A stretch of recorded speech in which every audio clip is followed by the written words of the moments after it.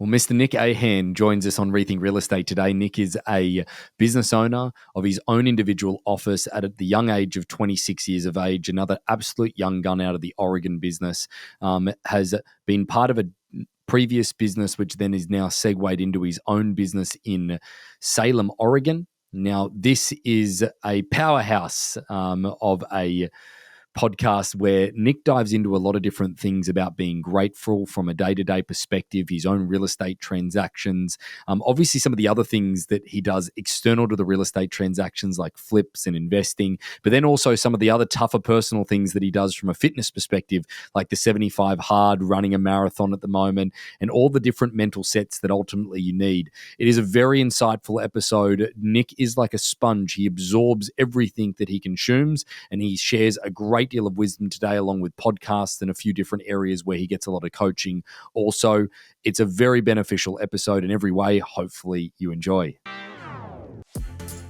Welcome to Rethink Real Estate. My name is Ben Brady, and this is a real estate podcast aimed to deliver sales strategies, marketing tips, and business insights from industry experts and myself to build a listing-focused business for the future. Let's get into it. Well, Nick, welcome to Rethink Real Estate. Let's do it, dude. It is. So for those that are listening, Nick recently went on an expedition to Australia with myself, Josh, Callista, Drew, Tashira, Jesse, Charlene, Tony, a few of the Americans that went over to the Harcourts motherland, so to speak. And I have to admit, Nick, is that, you didn't disappoint. I have to be honest. Oh, man. What a trip. What a freaking trip. It was a lot of fun. What was your favorite part about Australia, mate? I keep getting that question from just people back at home, and it was just so good. I think we spent enough time to get excited about every place that we went to. Like Brisbane was such a cool city, and then getting to the Gold Coast, but still not really seeing everything that the Gold Coast is. And then Sydney, of course, we did a Sky Bridge walk where that bridge overlooks Sydney the Harbour. Opera House. Yep. Yeah, the whole harbor. So honestly, it was such a great experience, but luckily we saw just enough to get us excited about a future trip. You know what I mean? That's great, man. Well, hey, it was a pleasure to take you through. I was saying to Callista, and I think I said this to you as well, is that when you're from your hometown, Brisbane, right? I've never actually shown somebody around Brisbane before. Like, I've never taken somebody there. I'm like, yeah, I'm pretty happy I live in North America now. Yeah. So I'm glad you guys enjoyed.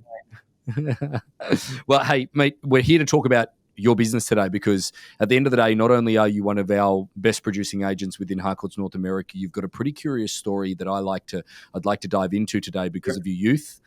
You're a business owner within the company within Harcourts North America out of the Salem location, which for those playing at home is the capital of Oregon, just so everybody knows. Okay. And they didn't know this when I signed that franchise agreement. It was only when Josh went to our office. He was like, "This is a bigger city than I thought it was," because you guys only went to Silverton that has 5 people. And you're like, "Oh, Salem, same thing." And I'm like, "This is the capital of the state." And he's like, "What? We probably should have done better due diligence on this one." Yeah, a little embarrassed, but hey, that just speaks to the factor of that we had every confidence in you that you were making the right decision. Okay, that's my strategic line in that. But let's talk about your start in real estate, Nick. Because how old are you today? I am 26 years old as of May, and we're sitting here on June. So, mate, you are, and again, it's funny, you've managed to attract a lot of younger professionals within your office at this point as well. But realistically, when you got your start in real estate, how long have you been in real estate now, mate? Got licensed when I was 18, so getting up on, that's bad math, about 8 years now in October. Honestly, it is crazy to say because the interesting part about it as well. It sort of makes me reflect that I was there in North America. I was here and I was there when you actually got your real estate license and came to the business from the first perspective with Connie in the Silverton office. But the part of this that is so intriguing to me, though, mate, is that take outside the fact that you're young in general. Let's take outside the fact that you're young within an industry where the average age is well in excess of 50 years of age within the real estate industry. But then you take into consideration also that the average age of a realtor within your marketplace probably is up there as well. Yeah. What attracted you to the business and how did you get into real estate at such a young age? Yeah, truly, it was me not being able to sit in a classroom without falling asleep. You know what I mean? I would love to have got into sports med, but I knew college and going to 68 to 10 years of school just wasn't in the cards. And come from a construction background. A lot of our family is or my family is either first or second generation American coming in from Europe or coming in from Turkey. My mom's side of the family migrated from South America, both within that Russian Orthodox community that I'm a part of. And so just naturally, there's a lot of that grunt work that you're exposed to. And that ended up evolving into a lot of guys getting into framing, siding. My dad's a painting contractor. And so I was around construction truly my whole life. And that was my background. And working for dad throughout high school, getting started into real estate. But before, I had years of experience working with him. And I was always thinking like maybe that's my future, but really don't want to spend my life in construction. He started doing some flipping throughout the recession between the years of like 9 and 11. And I was just intrigued because at that point I was getting into high school, kind of curious watching that, involved in that process, and just had no idea, just like most don't, like how does that involve a realtor? How are they involved in that process? Him breaking through that and always having that end goal of getting into investing myself. And it just seemed like an obvious transition into, hey, I don't want to be swinging a hammer for the rest of my life, but I would love to be around this to some degree. And so it just naturally progressed into getting into real estate. And I was really fortunate that the agent he was using for quite some time was Rosie Wilgus. So I'll do a little shout out to Rosie, who's still at that Silverton office, just like one of the best people you'll ever meet in real estate, and was a great mentor for me growing up in the business, and is still there, and she's crushing it. So mate, that sort of stems to the question of now you're one of the more successful real estate people within that region, and I think that the other part that it sort of stems to as well is that how did your age affect what you ended up doing? Like in the Russian Orthodox community, you have been able to sort of build yourself within that community. But I've got to be honest, from my experiences, that they're not they won't give you the business just because you're part of that community. They need to see value in who you are and know that you know your shit in order to do that. Like your dad is a testament of that. Like again, I think that how did you monetize your community? How did you monetize your relationship at such a young age to get people to trust you, mate? I think it's just doing the work. And I was talking to my agents about this today. Like, what can we show on social media, just through different marketing efforts? It's really just getting out there and doing business. Like Tom Ferry at a conference, I think it was either Summit or Elite Retreat earlier this year, mentioned like what's working right now is working. And he was talking relative to the market being more difficult. But I would say, just in general, we have newer agents within our office. We're talking about it today. When you're just doing the work, people notice it, and it takes time, especially when maybe you might have that feeling of a new agent. And there was no hiding behind my age. Like I looked every bit of 18. You know what I mean? Like I wasn't one of those guys. I'm not like Scotty Scheffler that's like 25 years old, looks like he's 50. You know what I mean? Like, Or Josh, who looks like he's 47 years of age. I'm not going to take shots at Josh. I'll let you do that. But no, but it's, at the end of the day, it's like it was a rough few years for sure. And I guess at the same time, like full transparency, I was 18. Like I was doing what 18-year-olds do up until about like 20, 21, right before really committing to the business, because I was doing a lot of traveling. My wife's from Canada, or my now wife was originally from Canada, from Alberta. So a lot of traveling, doing what kids do. But ultimately, it just came down to like doing the work. And then when you have a few years of doing it, people see you're taking the business seriously, not necessarily taking yourself seriously, but just doing the right things. And, it just ends up building that credible base, I suppose. Well, I guess that the other part of this that you were off to a pretty good start though, mate. Like that Yeah. was one of the things. And is that just pure enthusiasm, or was that paranoia to make your way financially? Because not necessarily like people are typically doing odd jobs, or they've got like a part-time job that they're doing at the same time they enter into real estate and things along those lines. You came in cold to a commission-only business. Yeah. So what was the thing that spurred you on in the first few years?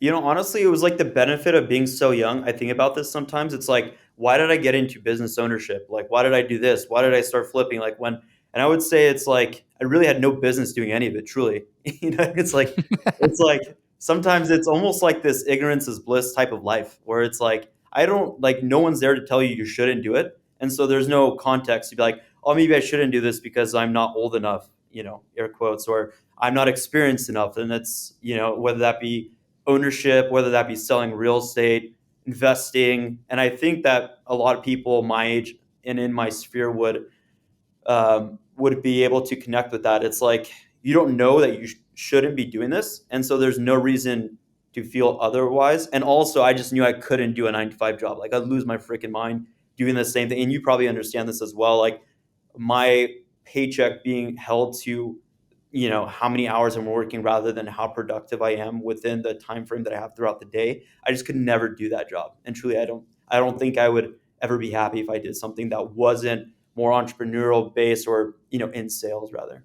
Yeah. So let's talk about a little bit more about your journey, mate, because I think that it's been, it's 8 years, but it's been 8 years of plenty of different things. So if I was to articulate it, is that you get into real estate at such a young age, you're moving through that, but then you get an opportunity in order to, once you're now the best agent within that office in a very quick manner, and then you get an opportunity that the people that own that business, they are exiting. So there are three main people within the business that then end up getting into a business partnership. But then once you're in that partnership, you've sort of then gotten the crux of that business. You've sort of taken it over. It's got a good legacy about it.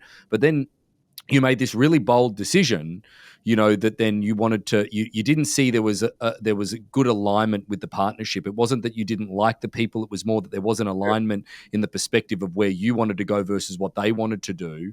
So then you made this really, really bold decision that, hey, I'm going to actually, you guys take over this business. Okay. I'm going to take what I've invested into it. And then I'm going to go open up my own business a little ways away. And I'm going to go on that progression. Like there is a great deal, not only for a young person to go through. Now you've got your own business. It's thriving within Salem at the moment.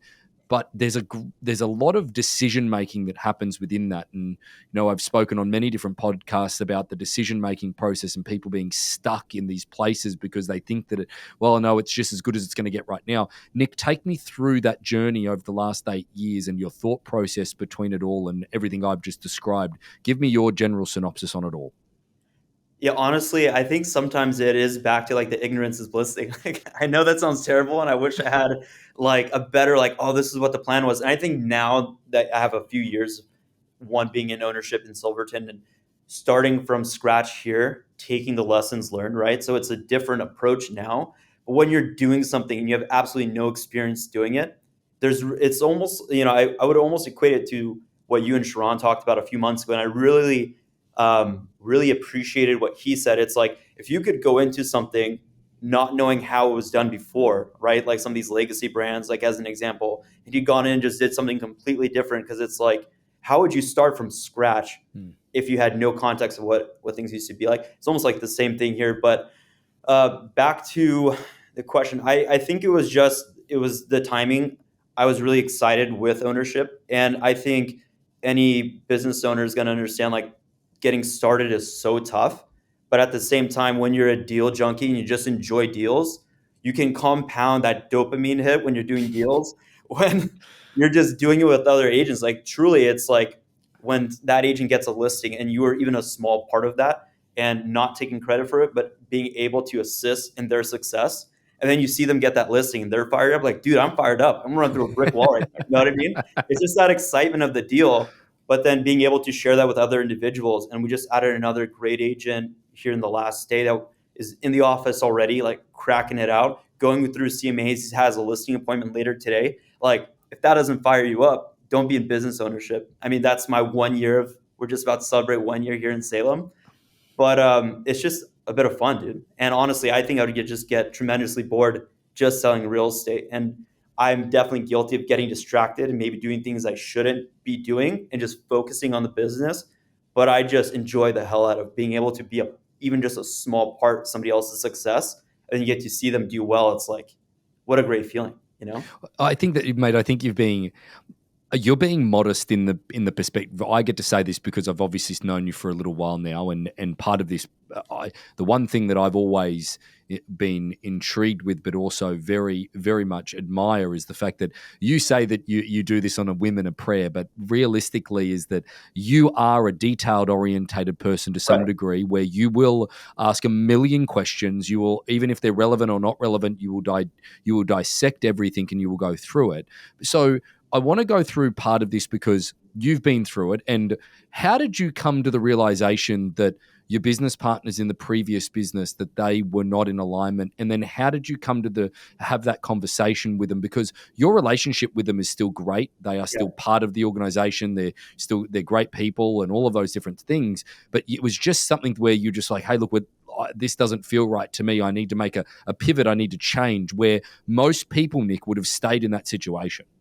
Yeah, I think, and kudos to Val and Karina, the partners, and who now own Silverton, just as a partnership, and they're just great individuals. And I think it was just a testament to our relationship at the time. Like, hey, this isn't working, and it's not because we don't like each other, but it's because we want such different things.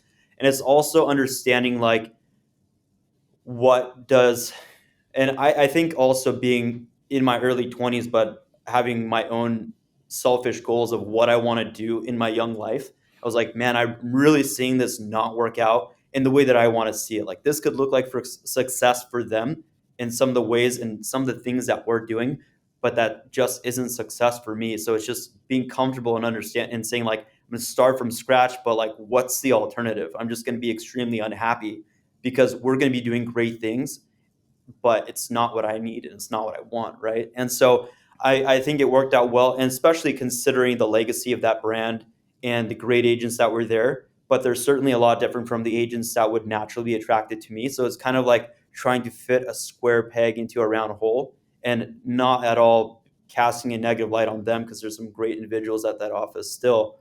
But naturally, you've seen some of the agents we brought over. Out of the 10 of us, only one agent is over the age of 30, Yep. right? And that's not saying we wouldn't add on a more experienced agent, but they're just not matching the vibe and the culture that we're building here, which is that younger agent who's driven, wants to do things differently, isn't just going to take, oh, that's not how we've done things, you know what I mean, as an answer. And they're just pushing forward and doing things their way, right? Creating their own brands, like looking at social media and doing different things that, frankly, agents that have been in the business for 20 years couldn't really think about doing nor would do. And so it's just really building that next, what I would say, that next generation of agents. I was really fortunate to have, and I would say a lot of agents have this feeling, you join an office where people have been there for a very long time and you have some great mentorship because they've seen 4 to 5 different cycles, right? They've Mm. been through so many different things. They were around when commission percentages were 7%. And I know there's still some agents in Southern California that are crushing it doing that. But and so they've seen the evolution of the business and they can add great insight. But I think also when you've been in the business for so long, you do tend to be stuck in your ways. And I just really wanted to start from scratch and bring in agents that, have this fresh approach to the business like I did. So that leads me to the next part of this, mate, is that you're sort of a little bit of a pioneer of auction in your marketplace. If you were Right. to take that into consideration, is that you use the non-distressed auction. Auction isn't as widely used as in Oregon as what it ultimately is in, say, California, or in some of the other territories that we do auctions in. Is that, how have you found that being the trailblazer within your marketplace? Because I know that there's been some benefit, but there's also been some downside to it as well. So if we're going to be real raw with the factors Yeah. of what your experience has been with it, what do you see for auction? Yeah. I just think it's the most efficient way to sell real estate to begin with. And I think if you're a new agent in the business and auction is a tool that you can use, like, it will help you just even create a blimp on the map. Like, people will see you immediately because it is so different.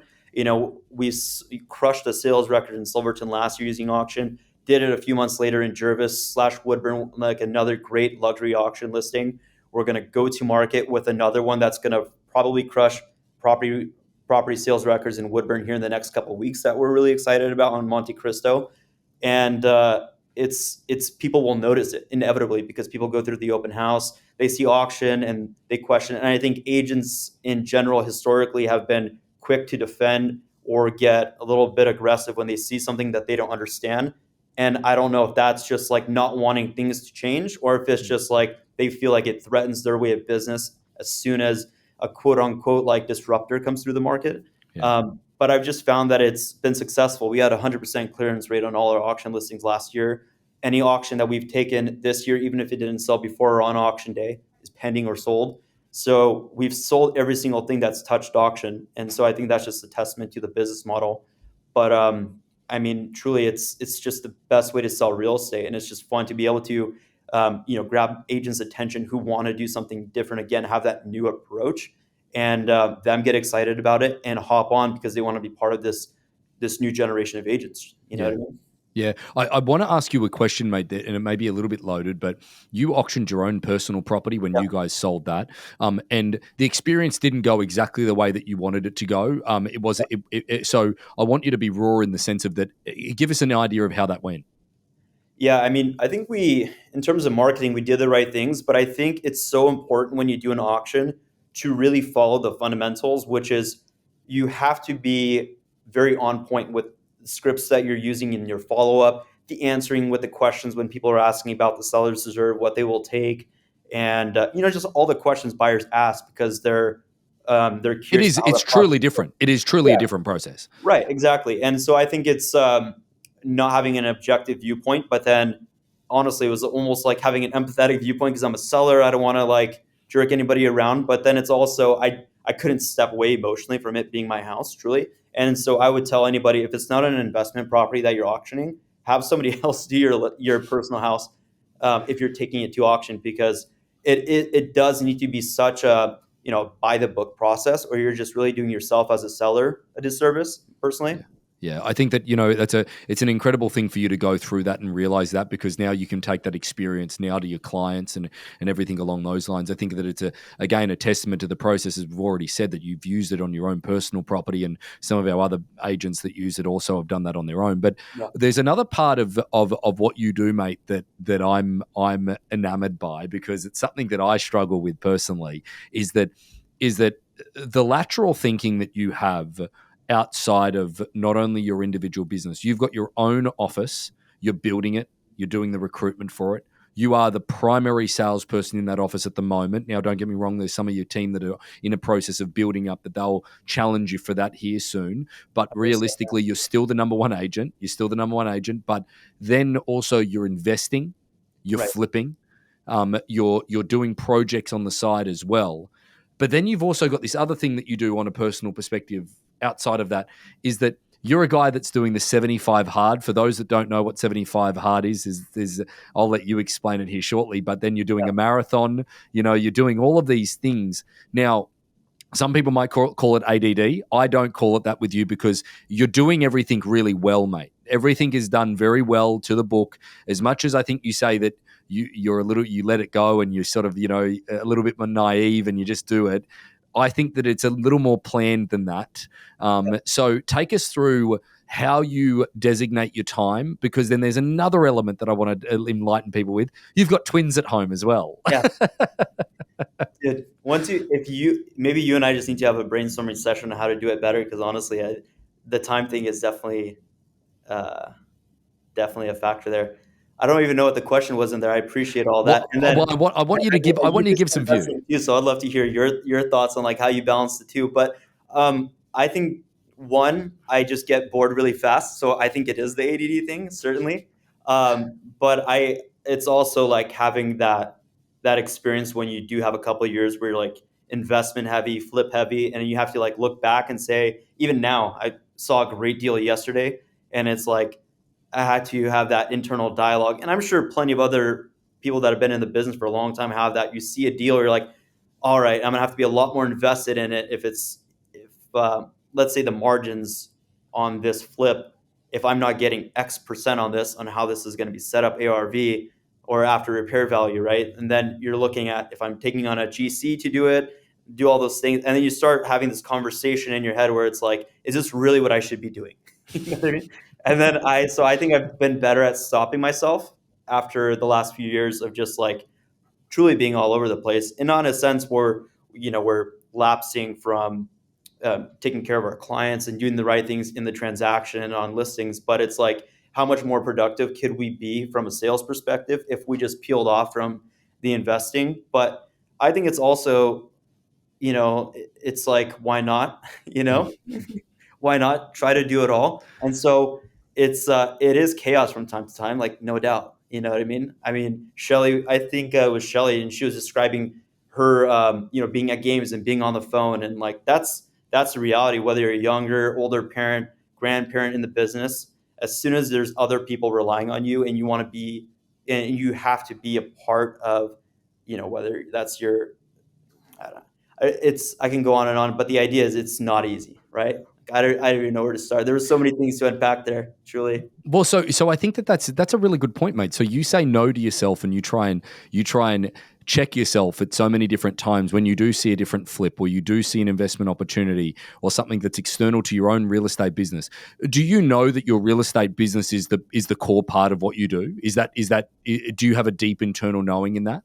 Yeah, 100%. And I think it's everything revolves around it. And it's, Okay. again, saying the no to other things. It's because when I look back, you have to be objective and what am I giving up by doing this? Because unless you're deciding I'm just going to sit on my hands otherwise, which I wouldn't do, you're giving up time prospecting, you're giving up time, strategizing marketing. That could be me having meetings with other agents, that could be joining the brokerage. So any time that I'm taking away from this thing that I'm putting towards that thing, is it one going to make me more money? But then it's also like, is that where I'm really finding more joy? You know what I mean? That's a good point. Now, speaking of joy, there's a part of this that, again, like I said, I struggle with, is that I watch you doing these 75 hards. Can you explain to the audience what a 75 hard is, how you found it, and what it is, and why you're doing it?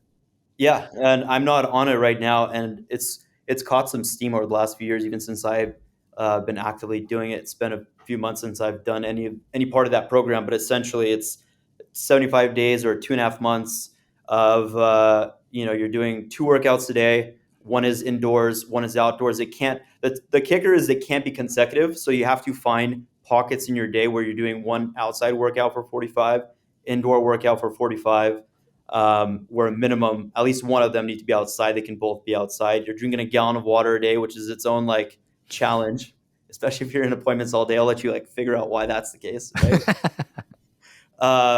No alcohol. You have to follow a diet of your choice. No cheat meals. Reading 10 pages a day. But what's great about that whole process is like it really makes you look at time differently, right?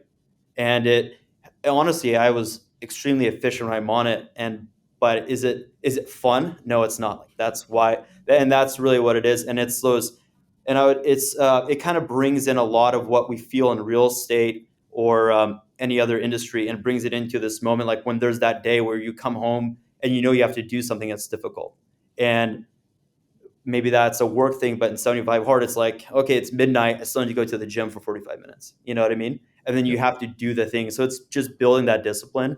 And then with that, you find ways to be more efficient with your time. And it was fantastic. And there's phases after that and all that stuff, but I won't go into the details. But really, I needed it in my life at that point because we got home from a vacation at like I think it was the beginning of 21. It was a great time, and I just, I was gaining weight, and it was like there's so many things happening. And I don't know if you've ever been in this situation, but it's like things are going so well, but somehow you feel like you've just plateaued mentally. You're just kind of going with the motions. Like this kind of sucks, Like on the outside, everything's going really well. Business is really good. My family's healthy. I just got back from vacation, but like, why am I not feeling like I'm doing anything more? You know what I mean? Or pushing the envelope. And so it was that new thing. And what's cool is, and I would say this goes for anybody, once you do something that really pushes your limits or the boundaries within you set yourself on what I can do physically or what I can do within my career spiritually, it kind of opens up more things. And so now we've got, an Ironman 70.3 next month here in Salem. Never have dreamed of doing that. And I'm probably not in the shape where I should be doing that, truthfully, after Drew and that. I are still talking about coming up and watching that. Yeah, you should, because it'll be a sight for sure. It'll be some nothing fun. But but it's just the things that you can do once you really stretch your perception of what's available to you. And again, it's like, why not? I have no business doing it right now, truthfully. but like we're still going to. And then what's that going to push me to do, next year? You know what I mean? So constantly pushing yourself is something that you're doing. Why do you think that people don't, Nick? Do you have an answer for that? Maybe you don't, because I don't. Is that why do you see these people that, and some of them are agents that might be even in your office, that might be other agents that it might be other people that Why do you think that they don't constantly challenge themselves? I think it's just hard. You know what I mean? I think people, you get stuck in what's comfortable. And I would say a good example is somebody that's trying to transition out of a part-time job and get into real estate. Like we've seen that story time and time again, and that's why 85 to 90% of people fail within the first 5 years, right? It's because you have to decide that this new thing is going to become a part of your life, you know? And I think the consistency of doing anything difficult over a prolonged period of time is just, it's a hard thing to change your life to be something. And what I mean by that, I was actually another realtor that posted this on Facebook like a year ago, and it really impacted me. And he was showing like a before and after. He was gaining weight and doing these things. And he was still working out. He was going to the gym a couple of days a week, but he was partying and doing all these other, extracurricular activities that affected the progress that he wanted to make. And he was always training for something. And once summer passed, you know, the gains would come back, and he articulated it so well. But essentially it was like, rather than doing this for a reason, I had to decide that getting up in the morning was a part of my life, and I was that person that did this at 5 o'clock in the morning. I was the person who came home after work and read. You know what I mean? I was the person that, this is part of my morning routine, and I identify within this space, right? And so it's a truly a mental shift. Um, and so I think that's what's necessary to really change anything in one person's, individual experience, right? That's pretty profound, mate. And I think that that's, making a decision that you are that person could be the step in the right direction. Now, Yeah. if you were gonna go back and you were gonna give some of this wisdom to your younger self, you're 18, you've decided, hey, I want to get into real estate. What would you do differently, mate? Or would you do anything differently? Because living in hindsight is obviously not the ideal way to do things. But what would be the advice that you would give to your younger self when you were getting into real estate if you could do things differently from the very beginning? It's like, you're happy with where you're at, so it's almost like don't change anything. Yeah, yeah. It would just be to focus more. Don't throw things at a wall and hoping they're going to stick and move on to others. And I think I'll always have that element of where I just can't escape it, because that's the way my brain thinks of it. But it's turned out pretty okay. So it's just being grateful, really. I think if I could go back, it would just be more grateful for the circumstances that you're in, because I think that's where a lot of people really lose perspective and get frustrated. And certainly, often those frustrations led to me doing better things. So it's kind of a catch 22. But I think having gratitude is just so important. You know what I mean? Like, I can be frustrated with something, but then if I really thought about it, I have a beautiful wife that I have a great relationship with. She's my best friend. I have two girls that are 3 years old. They're like the funniest kids on the planet. They're healthy. They're moving around, like, great relationship with them, right? I have a good relationship with the Lord, and I feel like that can get better each and every day. But you look back, I have this great team of people that are working hard and want to be part of something bigger. I'm healthy, relatively speaking. And it's like, an appraisal comes in low, like, how far on the totem pole does that fall when you have some, like a sense of gratitude, right? Or like, oh, no offers yet. It's been 2 weeks. Like, you know what I mean? Like, it sucks, and you have to have empathy for your seller, your client. But like, when you go through the steps, like, how important is this little issue really? And I think that just helps me look at situations differently when I realize in the grand scale, like, how important this little issue is. It's like pretty tough to, you know what I mean? Like, That's let that really affect your day. It was like, I have it pretty freaking good. This low offer is not going to derail me. You know what I mean? that's something that I think that gratitude is something that is so underrated. But then understanding how you can compare how you can prioritize the more important things against some bad things that happen during the day. is there any place that you've learned that from, Nick? Is there because that's wisdom that I don't get to experience very often, even from people that are 3 or 4 times your age, and I Yeah. get to talk to a lot of people. Where have you learnt the gratitude thing from? Yeah. The worst part is that I'm probably going to say Joe Rogan. No, it's not That's just Joe Rogan. okay. That's Yeah. fine. It's such a basic bro thing to say, but truly, Basic, bro. no, it's honestly, I think it would be if you truly read scripture. I mean, there's so much in there too. It's really just a mesh, you know what I mean, between scripture and some of these great guys putting out podcasts like Rich Roll, like the Rich. I don't even listen to a lot of Rich Roll, but I've seen him in different things. Um, I mean, there's so many. It's tough to really put it onto one thing, but if you're reading scripture, it's really hard to not have a sense of gratitude and understanding like the bigger things.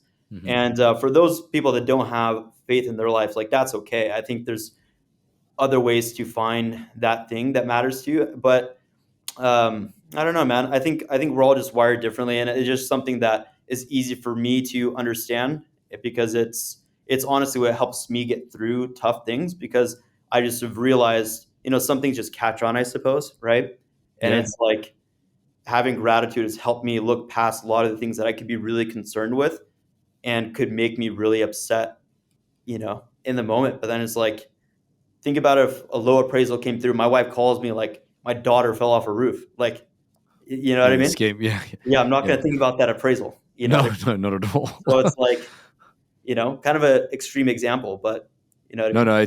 no, mate, it's a good example, and ultimately it puts everything into play. But I think that you're lucky that thing sort of grabbed you more than anything else. So hopefully, someone said something to me today when I was recording another episode that I thought was interesting. They're like, "Well, hey, look, I've had a great conversation with you today, and hopefully something that we've said has inspired somebody or has changed somebody else's life, or for the better, or whatever it is." So that could be the one thing that someone listening could ultimately grab onto. But speaking of which, mate, you are one of the most curious people that I know, in the sense that you are always have your feelers out for things that you can be learning, mate, whether you're going to a Tom Ferry conference, whether you're doing a coaching session, whether you're asking your questions amongst our group, whether it's any time that I'm with you, mate, whether it's socially or whether it's business wise, there's always a question.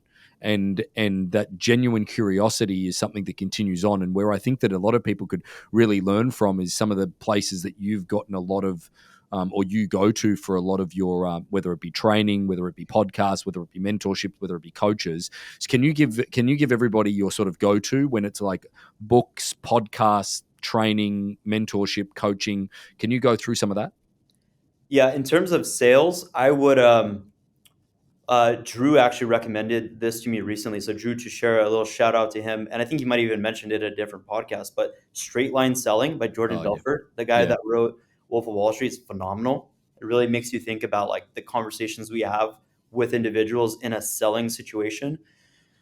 Trying to think of something else. Oh, in terms of really putting working within a team and having empathy and just great leadership without compromising on excellence and hospitality is Unreasonable Hospitality by, gosh, I forget the guy's name. This is a pretty new book, but if you can, definitely Amazon. Uh, Unreasonable Hospitality. It's okay, this guy that was part of building 11 Park Madison, which ended up being like one of the best restaurants in the world. And I haven't finished the book yet, so I can't speak on it too much. But I'm about 3/4 of the way through, and it's really cool because it's really a story that might as well be a fictitious story, but you're able to like pull these pieces of leadership in between them taking over something that was doing okay but not great, and instilling excellence while not, you know, being so robotic that you lose that sense of hospitality, and yeah, bringing the two together. That's yeah. super cool. I know the guy. I know the guy. Just for a quick note, I know the guy who you're talking about. I can't remember his name either, but he's the guy who was running it. He was the anyway. He was He's the a general manager. Yeah. I manager. think it's like Yeah, Will Guidara or something like that. yeah. It's And really but putting the his last name. But There's an episode on Netflix. I think the series is called 7 Days Out. yeah. And it's when they redesigned that restaurant being Oh, 11 really? part. Yeah. So jump onto that, mate. 7 Days Out. And there's an episode when they're 7 days out from reopening the restaurant after remodeling it. It's super, super cool to see the insides of it Oh, and how wow. they deal with the situation. Yeah. Have you guys? Is it still in business? Yes, it is still in business, but it's a vegan restaurant now. It's no longer it's a vegan restaurant. That's what I mean. Like it's the number one restaurant in the world. It was anyway, and then it became a vegan restaurant. It's a super interesting story. Yeah. Yeah, yeah. Oh, that's What else from a podcast perspective, mate, do you listen to? Because I know you listen to a fair few of them in the middle of all your training and all that type of stuff that you do. Yeah. There's a really good auction podcast called Rethink Real Estate. Especially this episode. Yeah. Honestly, I hope nobody listens to this episode. I probably sound like a nut job. I've been No, you're good, rambling mate. You're good. You're through doing topics. well. But I mean, Tim Ferriss is always good. I mean, it's just dabbling. It's just being curious. I don't know. Like I look for topics, right? Right. Another one that I really really liked. Actually, I'll definitely plug this one. There was this podcast with Sam Parr, and I'm trying to think who he was talking to. But if you can Instagram Sam Parr, he has a podcast called My First Million, and I haven't listened to a single other episode except for the one that he just did with Rob Dyrdek. And so, if you have an opportunity to listen to anything that Rob Dyrdek has done in the last couple of years, it's pretty incredible because you would just assume he's just this MTV guy who is doing skateboarding and is involved with that world. He's so profound, and the way he evaluates time and his commitments and how he evaluates his lifestyle, it's insane. So, and he has a podcast as well, so I'd definitely check that out. Yeah, that's cool. What about mentors, mate? Who you mentioned Rosie Wilgus when you first got in the Yeah. industry, that she was a good mentor for you. Who else, mate? I mean, I think it's just important to add some context. Like, you have to look at the people that are doing better than you Yep. objectively and just trying to pull from them as much as possible. Like, looking at a couple of people within the network, like yourself and guys in leadership and in different offices, like what are the things that you're doing at a really high level, whether that be speaking, whether that's their approach to marketing. Like, look at what Jesse Salas is doing on Instagram, just crushing it, right? And then being open to asking questions, because at the end of the day, I think when you ask somebody a really direct question, we'll be surprised by how often they actually give us exactly what we're looking for. It's so hard to make that ask, or the feeling is it's so hard to make that ask because we're uncomfortable to ask something of someone. But truly, I would say majority of people love sharing what they're doing, and they've been in your situation at some point in time. And I think, so, yeah, yeah, you mentioned that to me the other day, mate. You said that asking a direct question, you'll be so surprised at how much the direct answers that you get back. yeah, And I thought that, that was a really great thing to sort of harness on. But, mate, I think that, outside of that is that you should be very proud of the business that you're creating and the way that you've operated the entire time. That's certainly from a perspective of knowing you. And I think that anybody that does want to get to know you, considering the nature of what you've brought to a business and what you've done at such a young age, I'm really excited for the future. So give me an idea, Nick. What does the next little while look like? What do you want? What does it look like? yeah. It's 2023. I want to be the number one traditional brokerage within the WVMLS by 2028. That's the goal. That's the goal. So it's like knowing what we need to be doing to get to that on a personal level. Like, what leader do I need to be right now? What's that potentially going to look like in a year, 2 years? Who do we need to bring in? And a lot of it just still needs to be figured out, to be honest, right? Because what the numbers are, we can look at like, oh, what do we need to achieve based off of last year's number? Those are all going to change, right? The brokerages that are at the top, you're seeing other people within the last year, a lot of these cloud-based brokerages that are doing things are shifting. But at the same time, I will say, just a completely different segue. Um, looking at some of the brokerages that gained steam, or some of the other things that gained steam throughout COVID and 2021 and 2022, and some of these outrageous markets, you're seeing people fall away from too. So I'm not so sold on a lot of the new age work from home stuff, because when I look at the last 5 agents that we brought into our business, every single one of them came from a low fee or a cloud-based brokerage. Every single one of them. Yep. And I think there's a reason for that. And I think people are looking for um, I wouldn't want to call it family, but a community, something to feel a part of, especially with all the craziness going in the world. People want to be a part of something bigger where they feel comfortable, and people want to grow within something fantastic. So if you grow or if you create that environment for people, I think they just get excited about it. And it's like a compounding effect. Other people see it. They want to become a part of it. And so I'm just extremely excited and fortunate to be within the network that we're in, because we have examples of success. Like look at Shelly and the girls out there in Bend, number 5 internationally. Yeah, huge. And I would say going to the award ceremony, being part of conference, and then looking at Coastal, which is just such a phenomenal office, number 1 internationally, and you follow them on Instagram, you're like, oh my God, like I couldn't imagine ever doing anything at this level. You know what I mean? And then you come there in person, and in no way is it less incredible, but you see the people and it makes it feel so much more real. And that's in no way. Attainable. And again, we're not trying to denigrate them, but it Absolutely feels not. attainable. Yeah, in a lot of ways, it was even crazier coming there. But what I'm saying is, when you see the people and you see it in work, it's not this thing behind a curtain like all this magic is happening. It took a tremendous amount of work, I'm sure, to get to where they're at right now. And they're only going to continue to get bigger and better, as are some of the other brokerages within the network. But it's just having that view that like we can freaking do this. You know what I mean? And then it's just about doing the right things and putting people in the right spots to do it, and then being open to changing what I'm doing on a weekly, monthly basis. And so that's really exciting. Well, mate, I think that credit goes to you for wanting to strive for that and putting it out there into the universe, mate. And I've got no doubt that it'll happen. So again, thank you for joining us on Rethink Real Estate, Nick. It was a blast. Thanks, man.